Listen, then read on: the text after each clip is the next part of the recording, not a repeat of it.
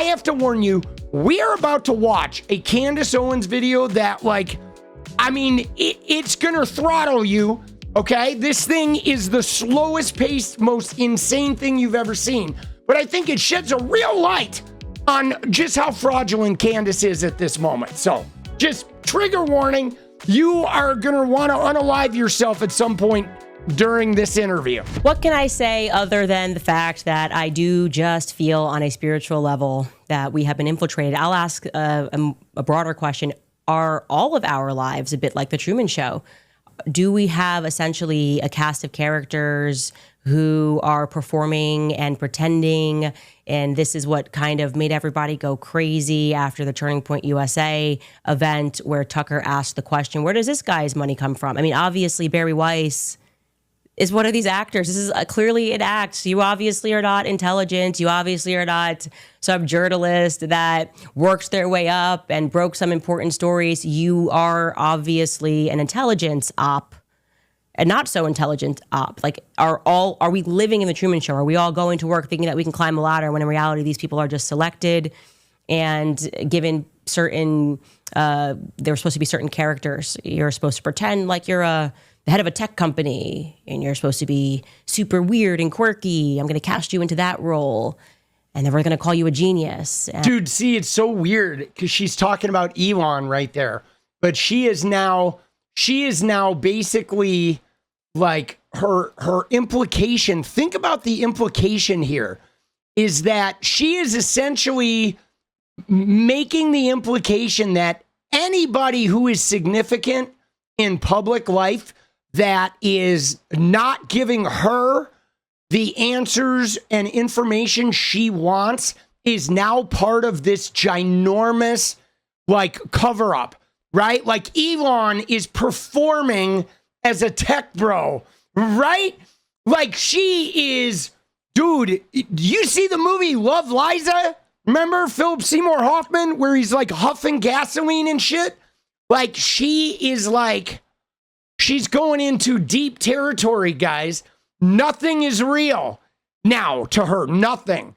Right? Nothing is real. Oh my God, Elon and Barry Weiss are operatives of this grand matrix scheme. Dude, next she's going to come out and say, you, the viewer, you need to go to the bathroom right now and there is a chip in your neck. I'm going to need you to take a steak knife and start digging in your neck.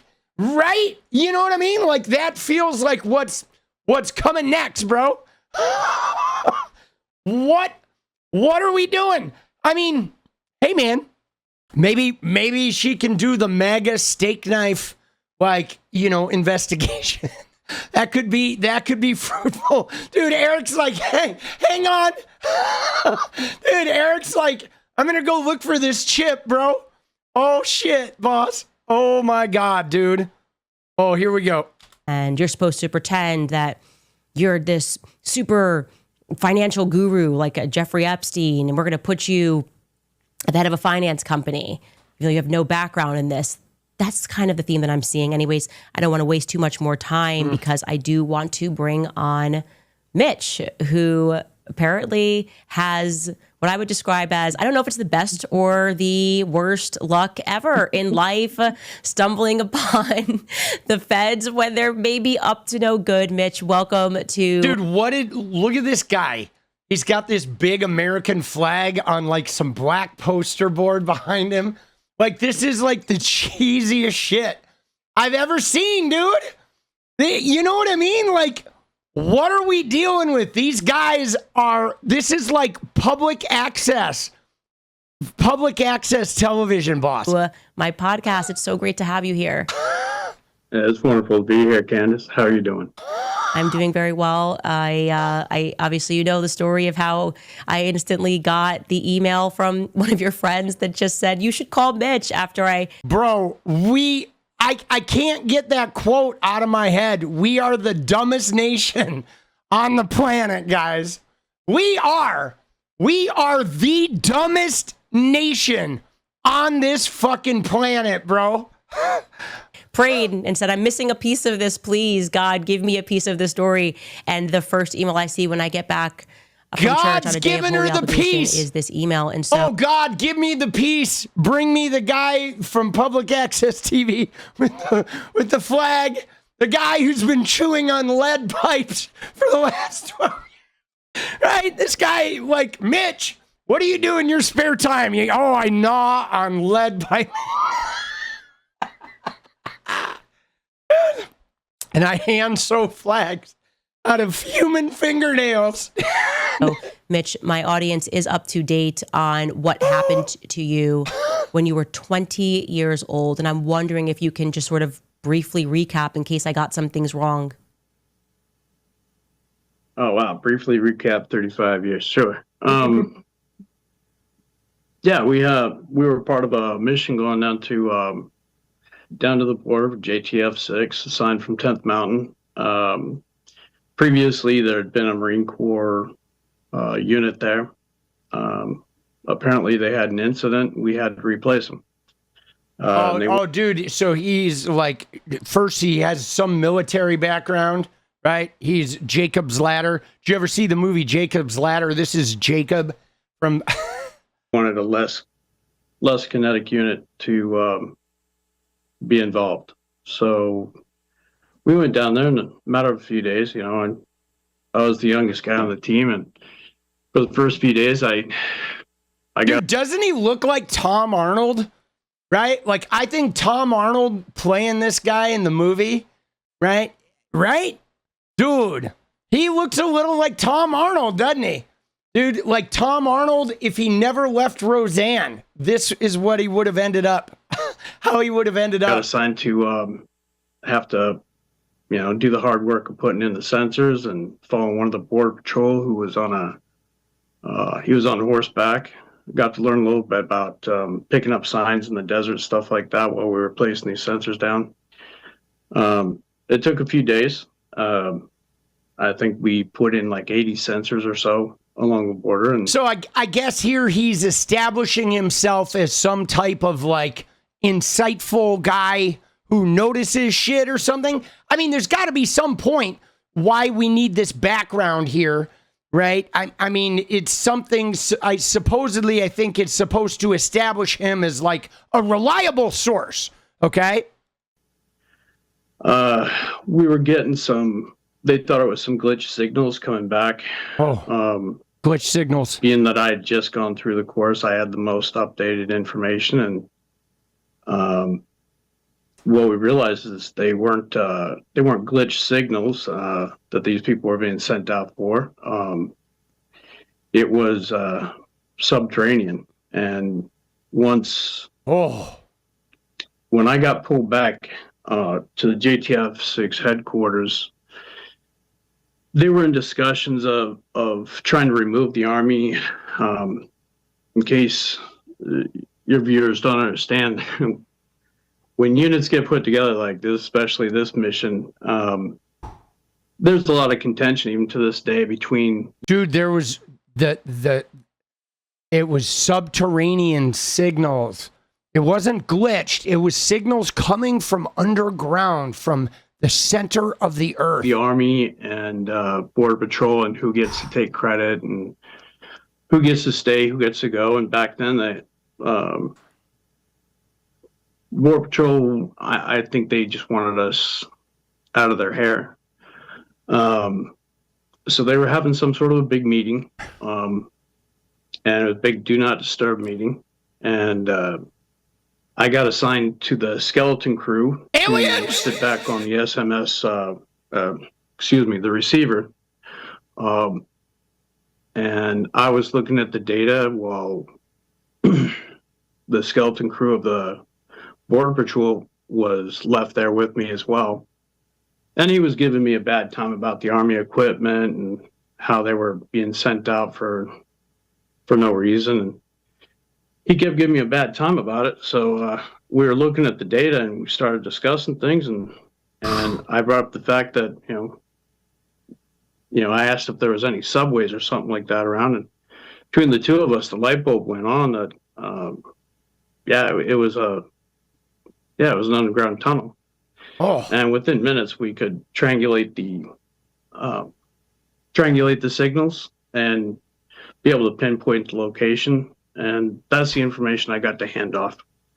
So no, I didn't, like go on the raid itself. Handing that information off was the probable cause they needed to be able to go get a warrant, go to the location, and also communicate with the Mexican authorities on the other side. So they found a tunnel, is what he's saying. Perform a raid, and yeah, that's what happened.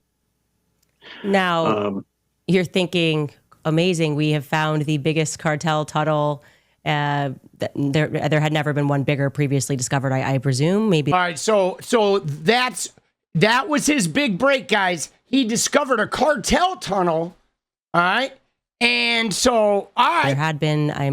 All right. There, I don't know. I'm going to become a hero. Maybe you're thinking this is going to be.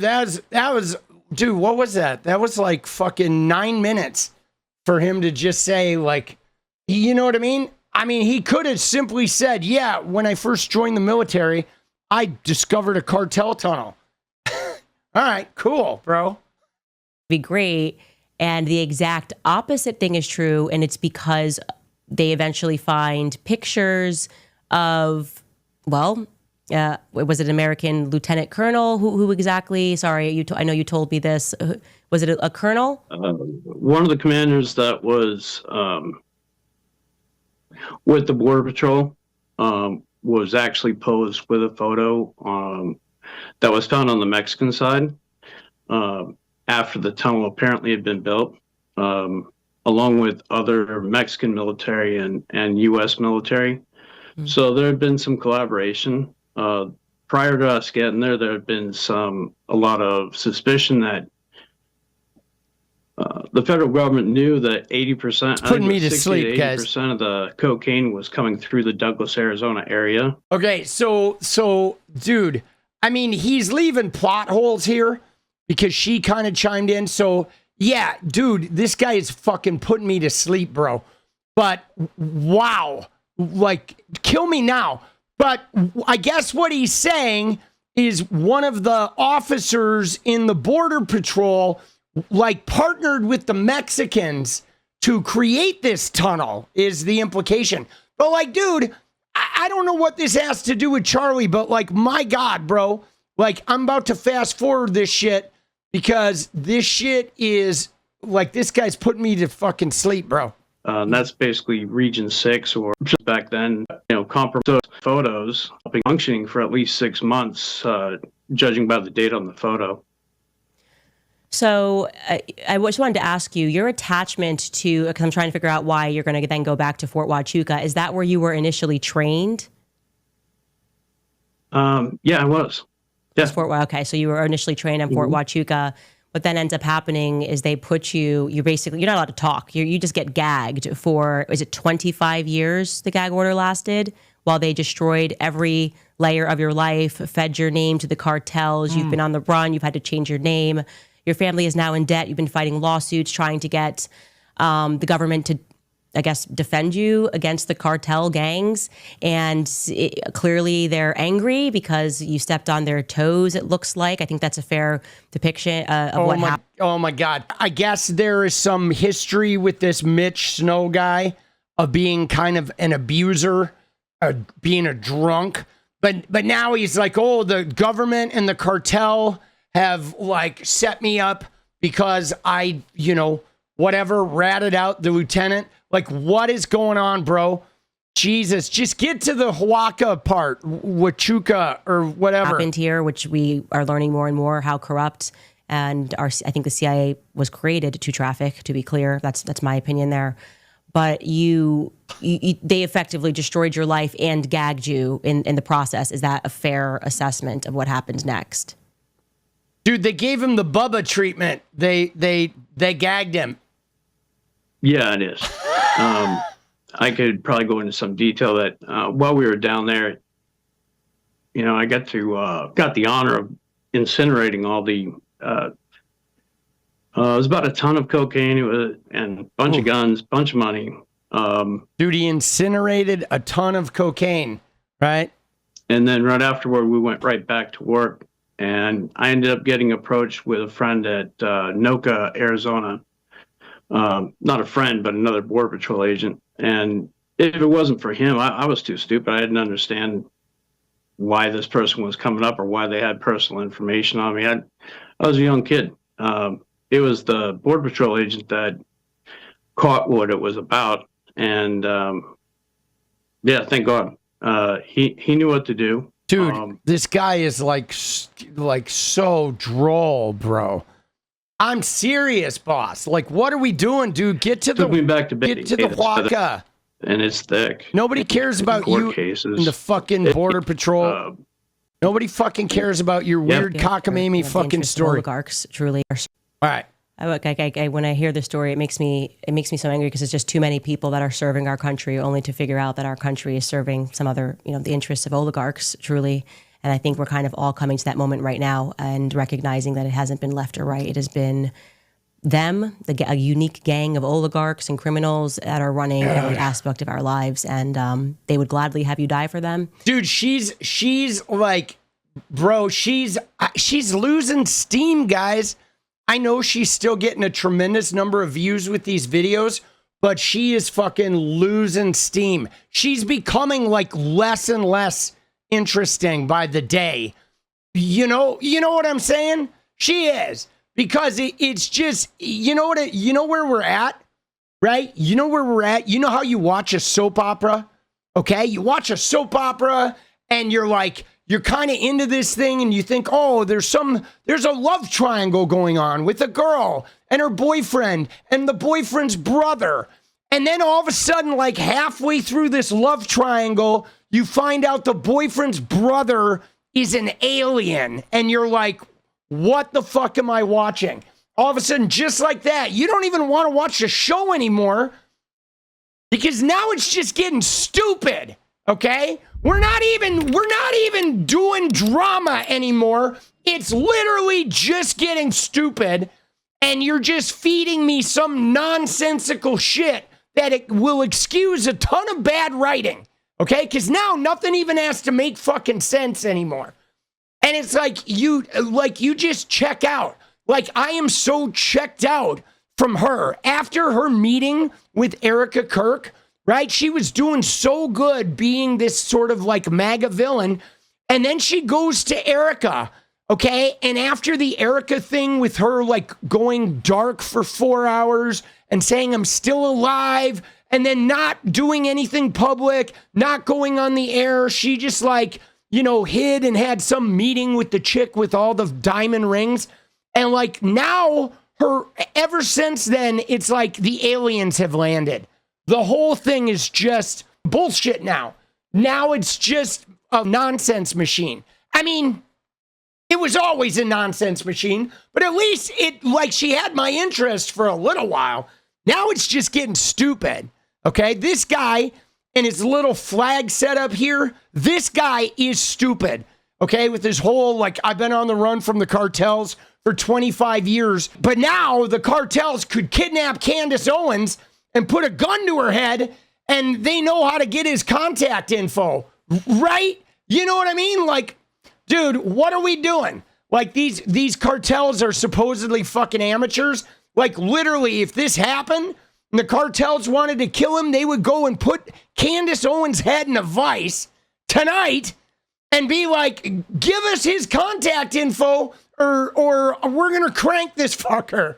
And this guy would be dead before morning, bro. Really? You know what I mean?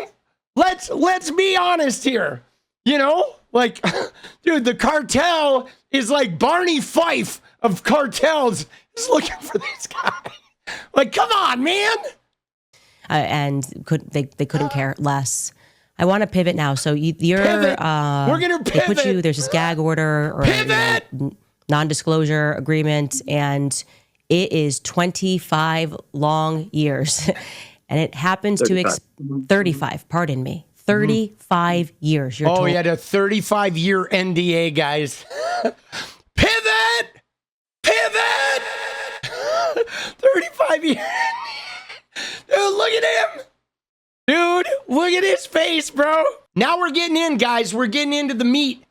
We're getting into the meat and potatoes of the Charlie Kirk assassination plot being led by the U.S. government now. Finally, in May of this year, it expires, right? This gag order expires, and you say to yourself, I am going to go down to that base where I was trained. I'm going to go down to Fort Huachuca, book myself into a hotel.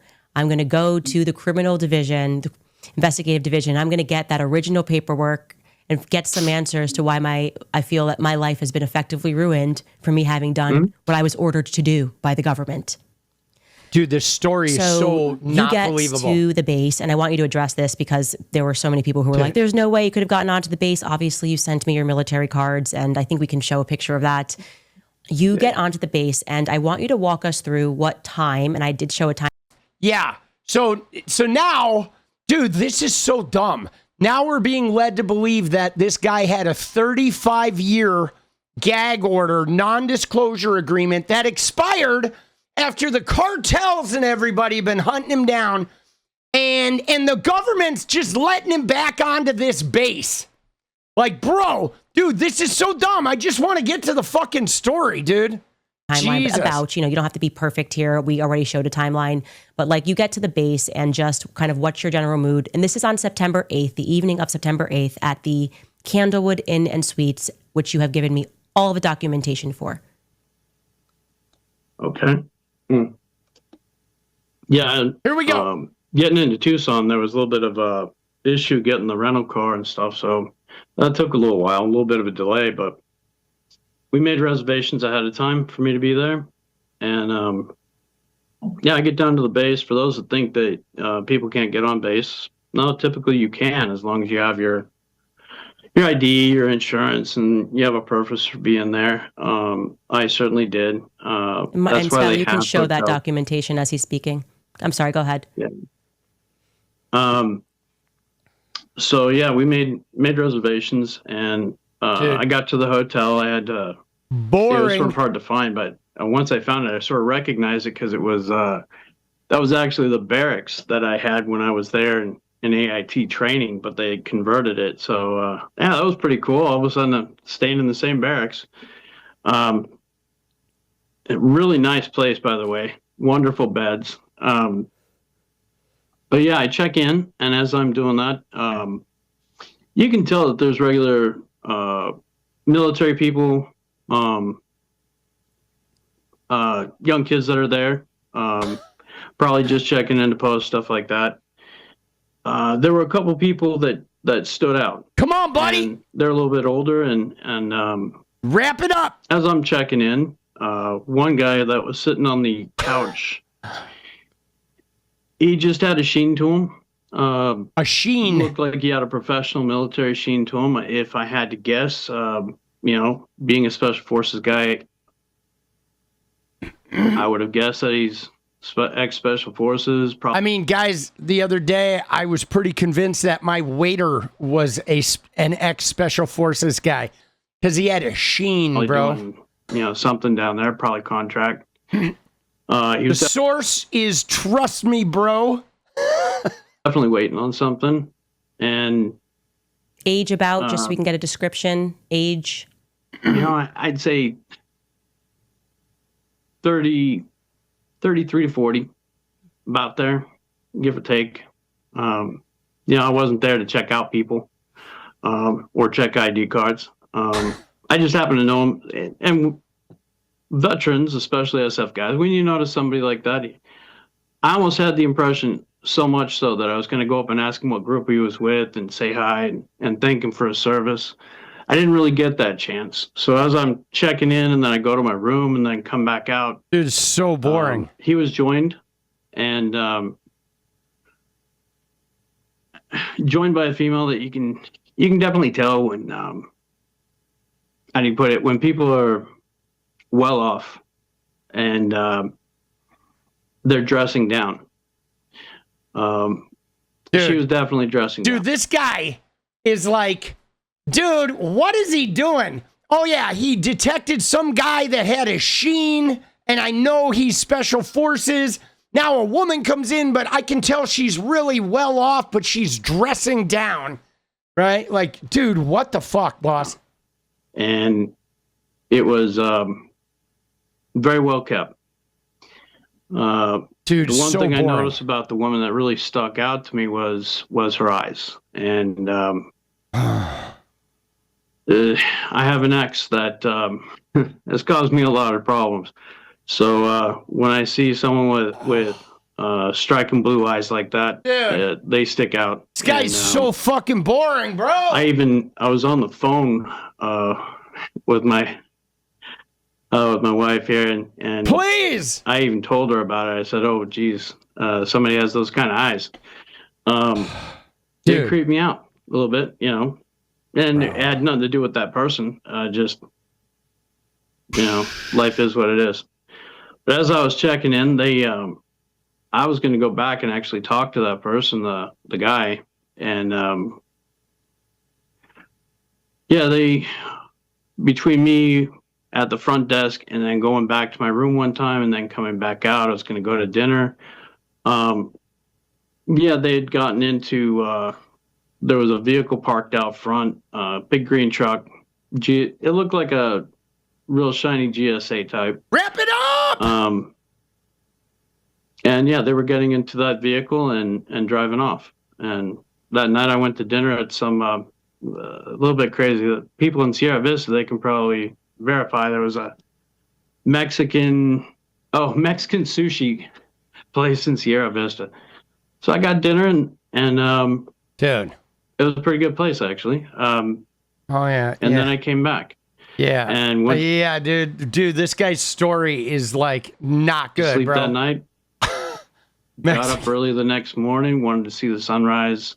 Reminisce about the blue. Oh, there he is. Look at him. Look at him. You know, there we go. Just reminisce about having been there a long time ago.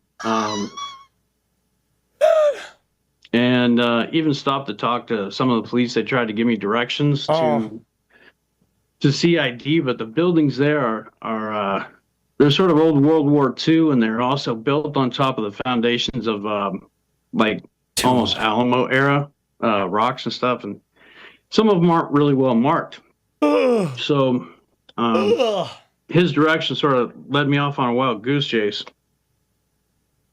And I'll interject here while you're having a sip of water that this is when you accidentally take a video and it's 18 minutes long while this guy's giving you directions, which you've sent everything over. So there's no question you were here and everything happened because you tried to document this thinking you were going to get some justice from the past. And I will let you continue telling the story.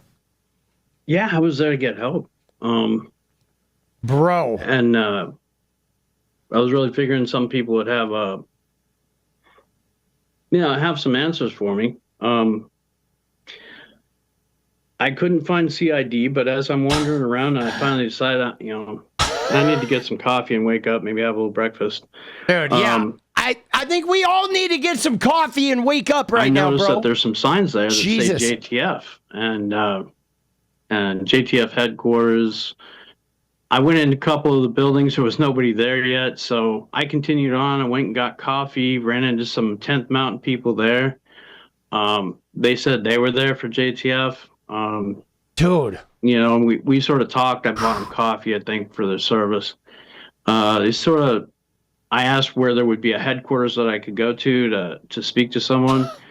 They tried to explain it to me. I forget. They gave me a building name, and I don't necessarily we don't want to disclose that kind of stuff, but I went right back to the front gate, and as I came in, as they scanned me in with my ID card, I asked the gate guard there, where would this building be, and how would I get there? He gave me detailed instructions on how to get there, how to wind around to get to that building, and so I did, and it was obviously a temporary setup for this new command down there. There was no gate guard. There was I think they did have gate some guard. Barbed wire just around the field and the building. Walk right in, guys. Which made me hesitate for a second, but it was a parking lot. Oh. So I just went in and parked. I was on the phone with my missus here and told her, we'll see how it goes. We'll see what they say here, and I'll call you in a few. Dude, I ended up not being able to call her back for about 7 hours. And you can, being in the military for a while, you notice when there's a lot of high-ranking people around. You notice when there's a little bit of a buzz. And I walked in there. Dude, he's like, I could just tell that like Vladimir Putin was underground. I could just sense it. I was standing there in the parking lot. There was no one around, but I could smell the borscht. And like, I could just tell that Vladimir Putin was in a building 12 feet beneath me. You know, these old military, we can just, he smelt it. Dude, what the fuck, bro? This guy, and again, he said his lady friend was on the phone. Dude, this guy does not have a lady friend. There is no woman that is listening to a story coming from this guy. This guy would need like $4.2 million in the bank in order for a woman to last more than 20 minutes with his ass.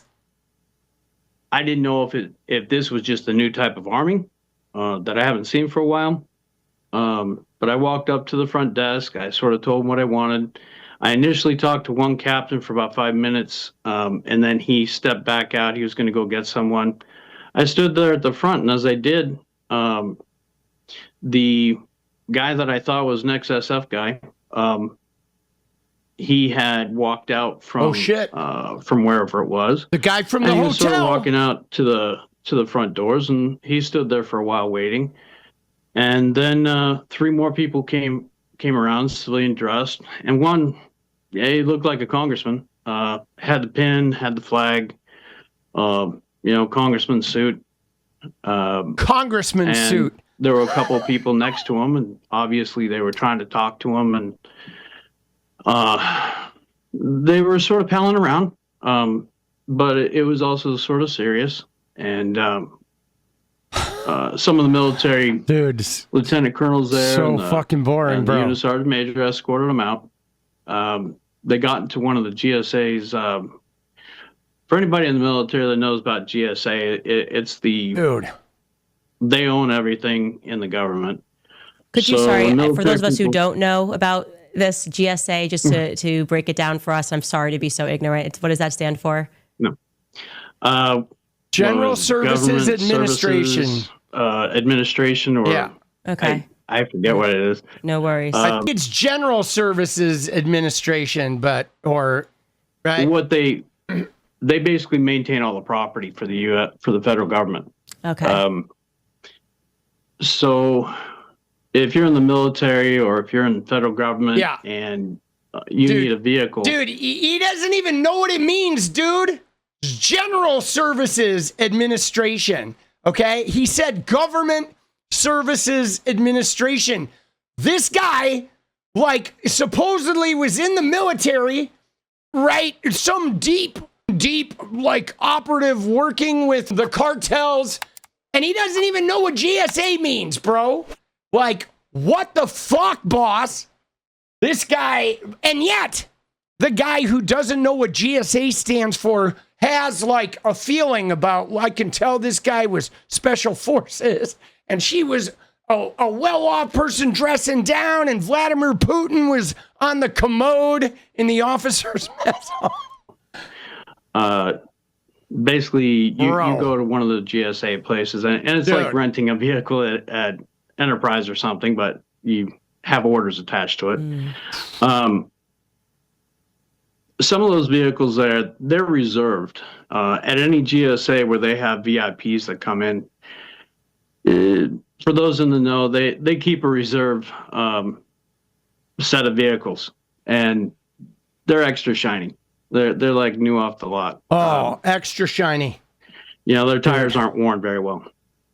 He's like, for those in the know, including us who don't know what GSA stands for. Shiny. They all got into one of those vehicles and they left.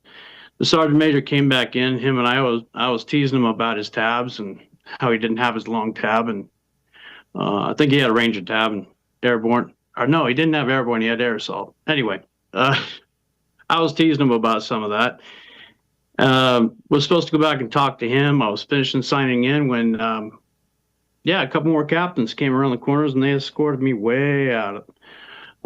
They wanted to take me out of the building. I thought I was getting arrested, and I didn't know what I had done wrong. Dude, he's getting shown the door, bro. Of course he is, bro. Dude, what? I'm waiting. I swear to God, if there's not a payoff at the end of this, I'm going to smash my fucking monitor and I'm going to send the bill to Candace fucking Owens, bro. This is like, I mean, we just want the story. Of course, it's going to come in like the last 1 minute. She's literally like baiting people. It's like $1,000 a minute she's making with this stupid ass video. Yeah, I'd give my name, the missions I had been attached to. I give them the purpose why I was there. And I was very polite about it. I was trying to be discreet as possible. And I had no idea what I was walking into. Obviously, when congressmen are around, there's something special going on. But yeah, they escorted me out across the parking lot to the park benches there. And one of the captains there, his name was Captain Neff. Nice guy. Captain Neff, coincidentally, he shared the same name as one of the tpusa guys.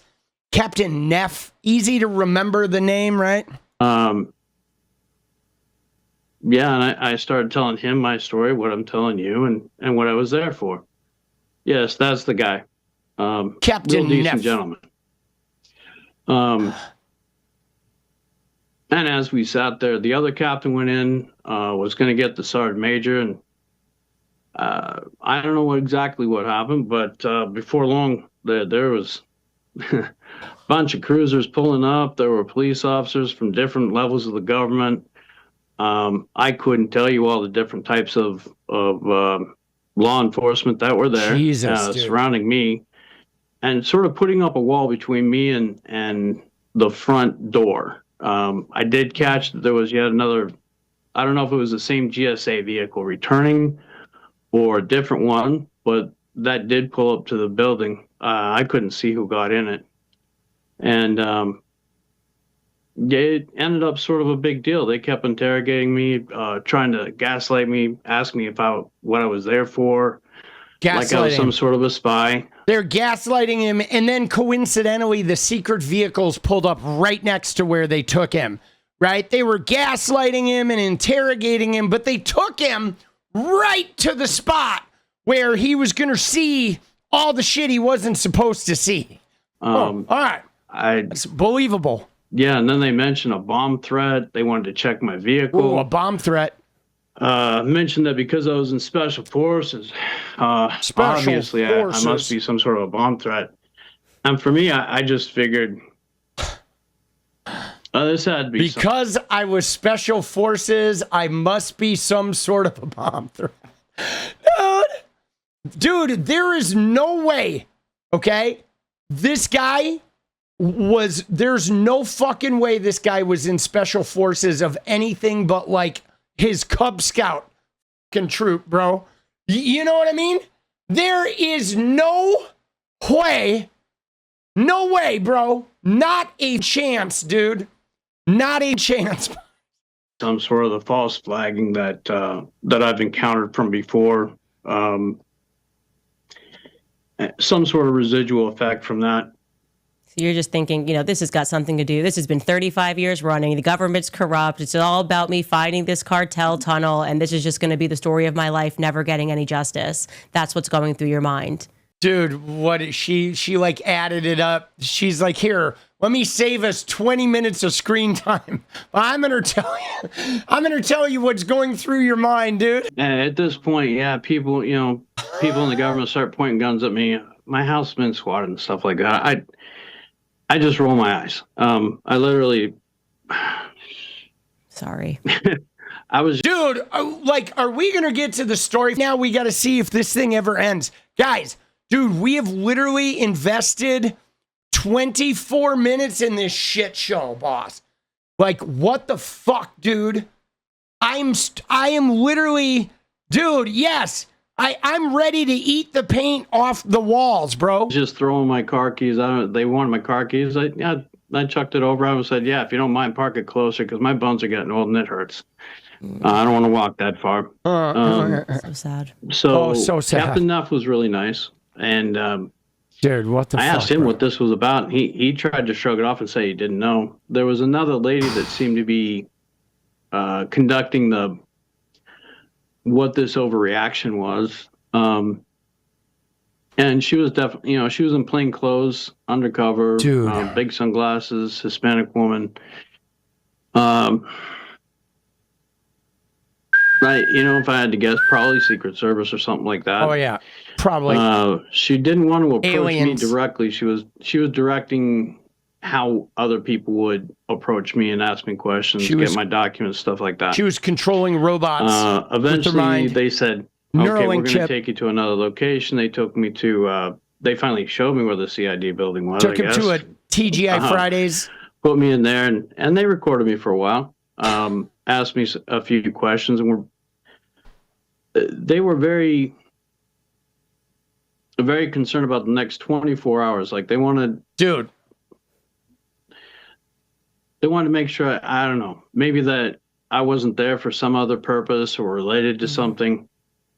It was pretty odd. They didn't answer any of the questions I was there for. They didn't give me the documentation they wanted. They did give me a report number to go ahead and you went ahead and I gave that to you. Dude. We'll see what that says. What are we doing? Just get to the fucking they were looking point, for any bro. excuse to try and hold me up for like 24 hours. And that 24-hour number kept getting repeated by them. And then eventually they didn't have anything to hold me. I wasn't a harm to myself or others. Yeah. I wasn't there to dude, you're a harm to all anybody. of us, bro. Jesus. I really just wanted to get records and get out of that desert.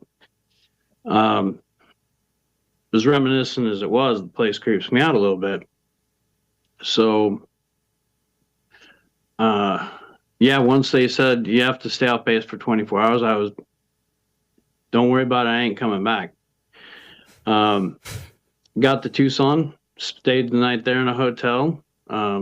Never got a refund on my Candlewood suites. Got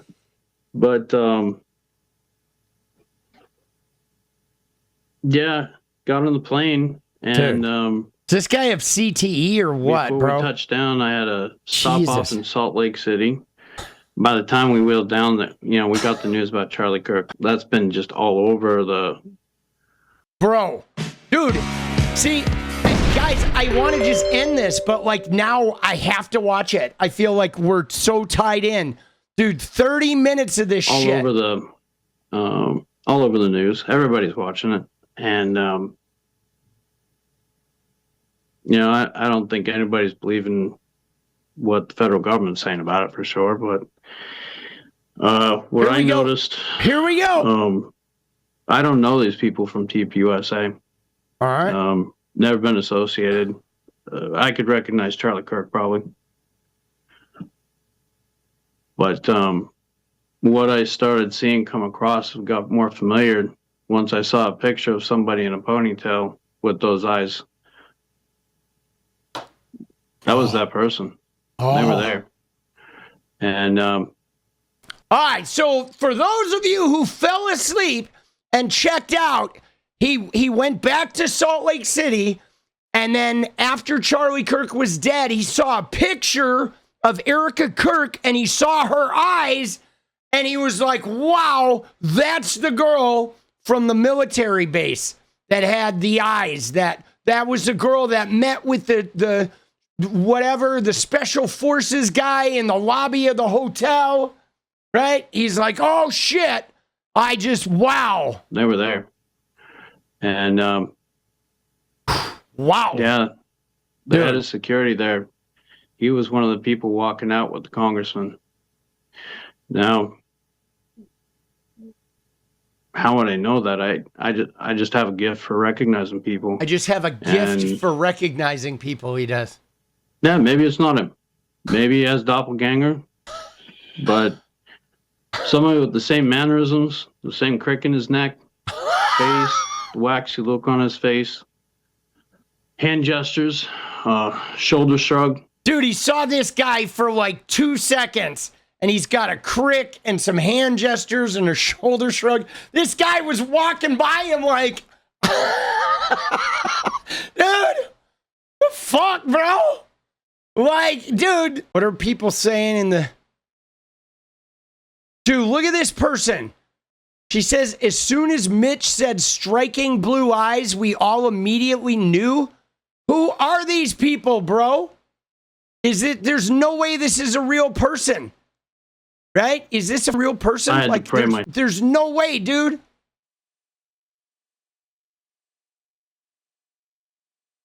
I knew it. As soon as Erika exclaimed I wasn't on those planes, we knew. Dude, these people are like captivated. Candace, that took real nerve walking into that Nashville hotel room knowing all this. The fact that Candace knew this on Monday and didn't reveal it to Erika and Justin is checkmate. Dude, who are these people's, like, what the fuck, bro? These people are insane, dude. Like, there's no way, bro. Like, remember what I said in the beginning about how the people wearing crosses are, like, mentally ill? Like, dude, that's where we're at, man. That is where we are at. Her viewers sat through this. Her viewers are eating this up. They are like, hallelujah. Hallelujah. What is up, guys? Thank you so much for watching. If you like the video, you want to support independent resistance media, you know what to do. Drop that sub, hit the like button, and please share it. And we do love our members, so if you want to become a member, it's another really great way to support. Thanks again for everything, guys. I'll see you next time. Let's go.